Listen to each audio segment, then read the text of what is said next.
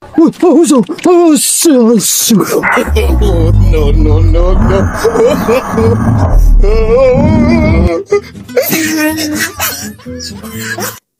A few moments before the disaster.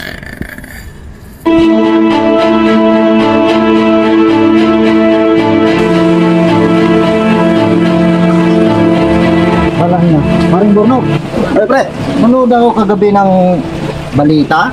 Oh, anong? Grabe palang yaman ng nagkurakot ng flood control natin. Ang dami sponsor. Tapos, dahil yung sponsor, binili lang dahil sa payong. Oh, hindi ako maniwala doon kasi yan kasi mga gobyerno talaga. Ay, nagkurakot ka talaga. Nga eh, tayo tuloy mga Pilipino, hirap na ngayon. Binabaha na. Manila ngayon, grabe, ang bilis mo nga. Wala, yung mga yung ano natin, no? Wala sila pakialam dito sa atin eh. Yun nga eh. Ang laki-laki pa naman ang pira ng mga tax ng mga tao, no? Ano tayong gagawin dyan? Sana may makulong, no? Dapat nga kasi, ang gobyerno natin talaga dapat, yung gobyerno talaga, ano po, yung mga ano nila na ngayon, wala nang, kahit may kaso na ganyan, pare, wala, hindi ba nila na ano?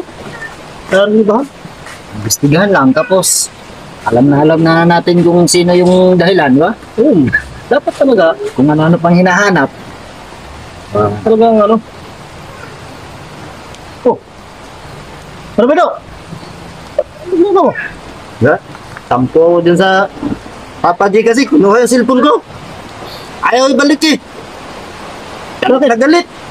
Nagalit dun sa yung ano daw, contractor na yan. Gusto niyang kulamin. Traktor na yan. Gusto niyang kulamin. Sino ba yan? Ewan ko dyan. Yung mayaman daw yan eh. Andun mo. Tara. Gi. Kunin ko.